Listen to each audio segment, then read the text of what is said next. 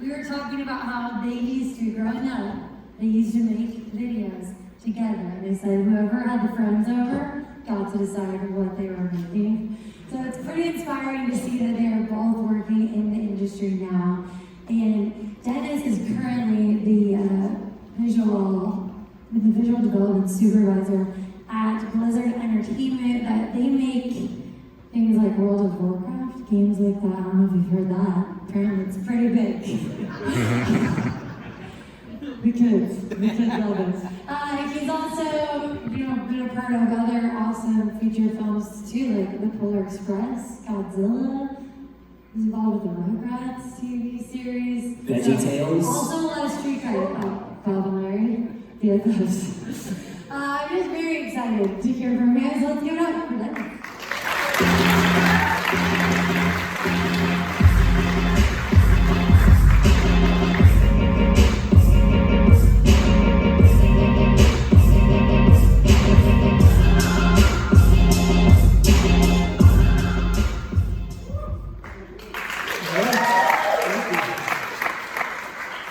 Let me just clear one misnomer up.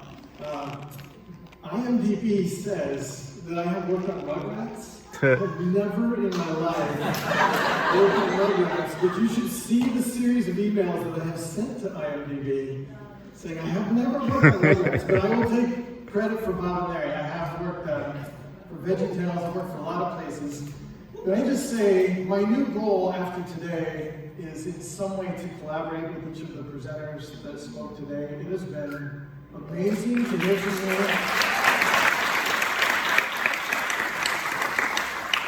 Jessica, we can collaborate or you can just design my house. However you want to do that. Really an honor to be here. Love your city and really feel privileged to be here today to speak. A lot of people have talked about really important things, and I color for a living, so we're just going to talk about coloring, and we're going to talk about design. But I realize everybody in here is coming from a different discipline and using design in a different medium. And I've had the privilege as a designer working in a lot of different mediums. I started in advertising, I've worked in animation and visual effects. Now in the video game industry, I've worked as a gallery artist. So I'm just going to talk about some of the things that are similar across design in all of those mediums. So however you're designing, I think these are going to be the things that I think you will find are the same. We're going to talk about design refinement. We're going to talk about refining our ideas and getting the best possible result from what we're designing. So just so you know where we're going today, we're going to talk a little bit about the philosophy of refinement, which sounds super boring, so I did very few slides for that. It has the fewest pictures. It's a little mathy, so we'll get through it quickly. Okay, and then we're going to talk a little bit about my process of refining design with the art mob, which is my personal work, my gallery and fine art work, where the decisions kind of rest with one person. Then we're going to look at the work that we do at Blizzard Entertainment, where you have maybe hundreds of artists contributing to the same final image, and how the process is different logistically, but really the same in terms of process. So we're going to start with looking at refinement, just what we mean by that, a little bit of this, the philosophy of refinement. So if we just look at the definition of refining, it's really the process of purification. This is like the process of polishing your ideas and of continually improving those ideas until they get better. So if the goal of refinement, if you think of it in the, maybe the normal way, I think of it as in like metals, refining a metal, you're purifying that metal, you're skimming off all of the impurities. So if we talk about that in terms of design, we're talking about getting to the purest form of design, which maybe sounds like overstated or like too lofty. So think of it as like the clearest presentation of your product or of your story or of your idea. Design refinement is the idea of getting to the best way of saying it. We're not looking to make a design. We're looking to make the design, if that distinction makes sense. So let's talk a little bit about what this process looks like. Some of the presenters have already hinted at this, and you've probably seen this chart. It's hard to know who to even credit this with because so many people have used it, but there's a reality to the process of creating. and there's a reality to the process, like how that process makes us feel. So there's kind of two things happening. Anytime we venture out into a new creative journey, into designing something, it starts with an idea. And when we get that idea, we're excited about it. This is awesome. That's our like Lego movie moment. Okay? Very quickly after we start that process, doubt creeps in. Because once we start to implement those ideas, we realize that this is hard to do. Okay? Inevitably, you see where this is going. Inevitably, we hit the bottom. We talked a little bit about this with Shark Tank. This is called agony, okay? Sometimes despair. And the way this makes us feel is that this is crap. And actually, speaking of that inner voice, for many of us as creative people, it's not that this is crap, it's that I am crap, right? That's how we feel at the low point of the process. And as you'll see, the lowest point of the process is closer to the end of the process than you would like it to be. It's pretty close to the end when we hit rock bottom and like, this will never work. If we continue to move forward and to push our ideas, we will undoubtedly come up with some idea, some epiphany that gives us hope that this might actually work. Okay? The goal is to complete the project at the same emotional high that we started. But when we deliver the project, we're like, this is awesome. I'm really happy with what I came up with. I'm happy with what we delivered to the client, and everybody is satisfied. But that process is hard, and that process is painful, and it's emotional. So the creative process already has that. The refinement process is similar. The refinement process is kind of a squeeze. So we're going to start with a broad idea, and we're going to clarify that into a clearer idea. So it starts with exploration. We're just going to look at all of the ideas that we have. Let's get them all on the table. And I would say that the more of these ideas we come up with, probably the better the final result. So we tend to, like at Blizzard, we spend as much time in this phase as we can because we want to get all the good ideas out on the table. Then we're going to eventually we got to pick a direction. We got to go somewhere. So we're going to start to simplify, meaning we're going to bring clarity to the design. Start to clarify that idea, know where we're going, with the idea of finalizing that design and saying, this is the one we're going to go with, and we're going to polish that and make it the best possible thing that it can be. The alternative to good design is always bad design. There's no such thing as no design. Everything is design.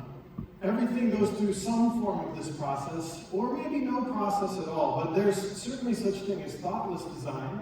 There's kind of design by default. Our store needs a sign, let's call it a printer, and have them print a sign that has the name of our store, or maybe not even the name of our store, let's just the name of what our store does, laundromat. And we'll put it on the sign outside in whatever font they pick, and that's our design. That is a design, but it may not be a good one. Okay? Our goal is to create the best design, the purest form of design, whatever the medium is that we're designing, because we want our design to have a purpose. We want it to mean something. All right, now the math is over. There's no more math. It's all pictures from here on out. Let's talk a little bit about what this process looks like in my personal work, my gallery work. So, it's one thing to execute a design when you're part of a studio or a group. It's another thing to do this in your kind of personal application. So I've had the privilege of being a gallery artist, kind of a dream come true for me. It happened later in my career. But that opportunity came with some unique challenges. It comes with a new kind of ownership. It comes with a new kind of pressure. But I had always been enamored with kind of advertising art of the 50s, and my career started in the advertising world. But there's like a beauty to the craftsmanship and kind of the optimism of that era. So I set out to make paintings that would kind of celebrate the level of skill and care that went into creating signage for a laundromat or a motel or a gas station in that era, when it seemed like people really put a lot of time and thought and care into those designs. Or to celebrate when like a restaurant matchbook itself was a work of art. This is a particular one that I loved as a child and turned it into a painting. Or to make paintings that would kind of harken back to the time when maybe the best illustrators in the world were doing work for like cigarette ads and beer. That was like the application of their unbelievable level of skill. They were pouring that into these very commercial sort of ventures. This was the first painting that I created for the gallery. It was the first painting that I sold as like a real artist, quote unquote. And I remember reading this article because I went to Google to find out how to be an artist. And I remember reading this article that said, you don't become a fine artist by painting a blue dog. You become a fine artist by painting a blue dog and then painting it 30 more times. Because in that process, you're going to refine kind of how you approach a painting. You're going to determine how you want to execute those paintings. And you're also going to explore every possible way that you could paint a blue dog. I did not want to paint a blue dog, so I painted a red Pegasus. And I painted it at least 30 more times. Which sounds really boring, but this is a really helpful quote for me. There is no boring project. There are just boring ways to execute that project. Rob spoke about that a little bit. Like, what do you do when you get a bad idea? You have a bad idea. It's not that the idea is bad, it's how you execute it. So this idea actually gave me some room to run, gave me a direction to go in with my work. And once I had done the one painting, then the exercise became like, well, how many ways can I do a red Pegasus? Or how many ways can I explore this brand of mobile? So what if I were to kind of change my process where it wasn't just paint-based, but I started taking like vintage advertisements and ephemera and sort of layering that into the paint so that became part of the canvas. What if I didn't change the composition at all, but I just converted all the colors? Which, by the way, is a lot easier to do in Photoshop than it is to do on a 30 by 36 panel. Right?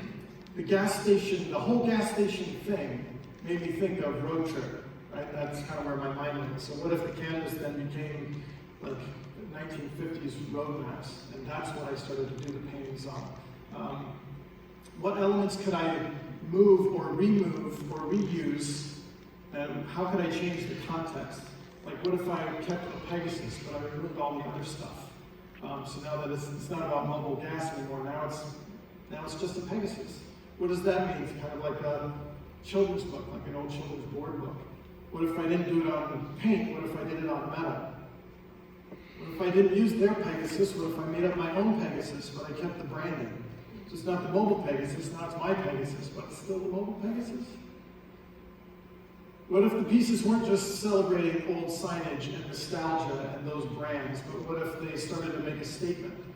What if that statement was funny or ironic, or you weren't sure, it was maybe offensive, I'm not sure. You didn't know maybe who was saying it? This kind of led me down a whole other line of work that makes a statement. What if the statements weren't just about big oil or gas stations? What if the work started to highlight some of the darker side of that 1950s era optimism and stereotypes, but in a light-hearted way? Let's have some fun with some things that maybe we don't want to address so much. Because if we think about it, if you spend some time looking through 1950s magazines, and I've spent countless hours looking through 1950s magazines, you'll find that this was an era where we said some really horrible things, but in a really nice way. So what if we played with that a little bit, right? Things that are supposed to be compliments, that are really like a backhanded compliment. Like you're more than just a pretty face. There are other things about you that are also pretty. So you see, like in these paintings, no one has a face. All the faces have been removed. But we can objectify you without a face. That's kind of the message. As the father of two daughters, I see these things now in a way that I maybe didn't see them before. So, being an artist, doing my own design, where I was the kind of main stakeholder, was really free. After years and years and years of working with studios, it was nice to make my own artistic choices. It was nice to remove some of those voices from the process that are always speaking in. But I realized quickly I still needed a couple things. One, I still needed the voices. I still needed critique on my work. I still needed other people speaking in. And in the end, I also still needed approval. I needed approval either from the gallery or from collectors, or so you're never really free from it. And I realized I needed to not be free from all of that. Every time I sought input from voices that I trusted, my work got better. Every time. I didn't always do what they said. I didn't always agree with the input they gave me. They did not always give me compliments. Sometimes they said things that hurt my feelings. But every time I sought critique, the work improved. It either solidified the idea I was already pursuing, or it let me see something that I wouldn't have seen on my own. Here's an example. I won't read all of these, but these are excerpts from a real email exchange from an artist friend of mine named Joe Strasser, who is an artist in the industry. He's a fine artist. He's a good friend. And he's kind of my litmus test for paintings. So I presented this new idea for a painting that I had mocked up, and I sent it to him. I wasn't too sure about it. I had this idea of what I wanted to do, with all these layers that show all this history and the passage of time in a single piece. So I sent it to him and said, I like the idea, don't know if I love the execution, not big on the image, and Joe disagreed. As you can see from his cap, it is all caps response. It's like one of his favorite things I had ever done. And now we're like in the creative process, we're squarely in the this is awesome. I feel validated, I'm gonna move forward with this is gonna be great. Then the process quickly skipped the hard part and the doubt and just went to the this is crap. So I sent it, I'm all excited. I sent it to the gallery and they're like, this is not compelling, which is the opposite of I love this, right? This is not compelling at all, we don't like it, please don't paint it, more or less. That's a bad feeling.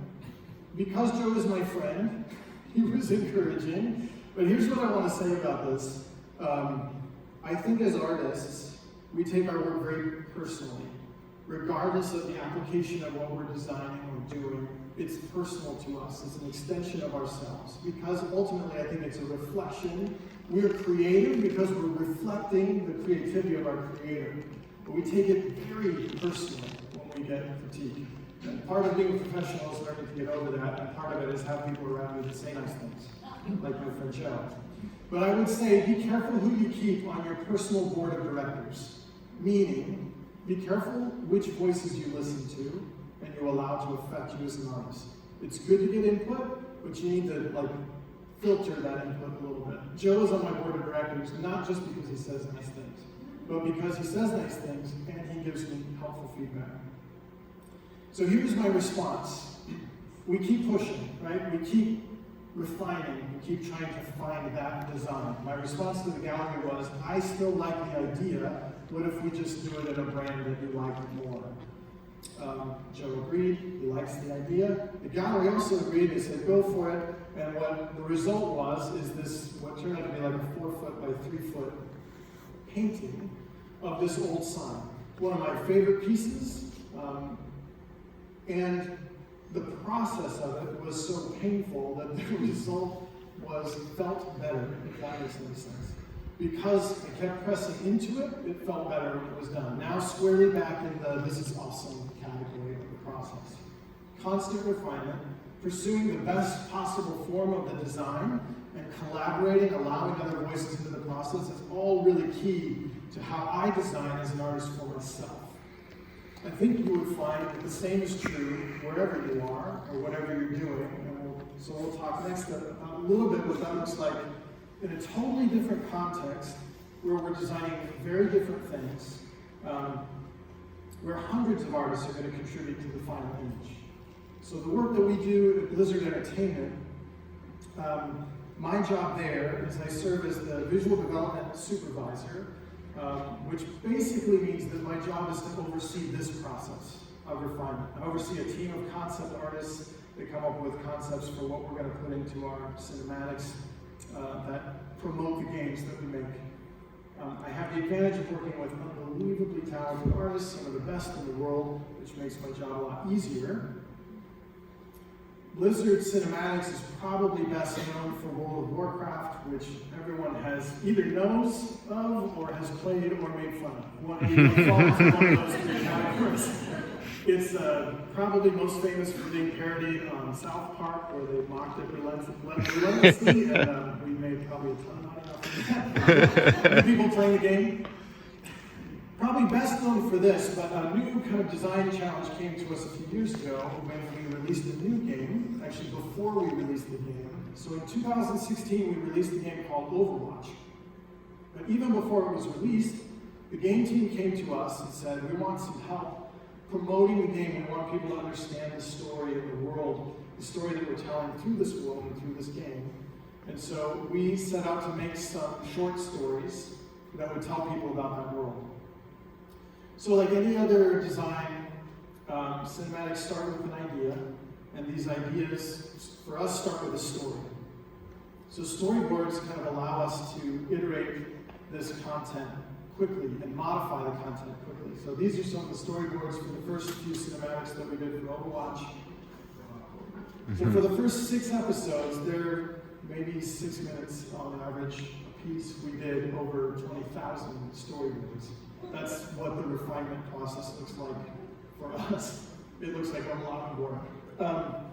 As the story is refined, the visuals are refined. So concept art is approached in a similar way. First is what we call the blue sky process. At this stage, there's like no wrong ideas, there's no bad ideas, we're just getting all the ideas out. We're generating those ideas like we talked about. This is the really broad idea stage.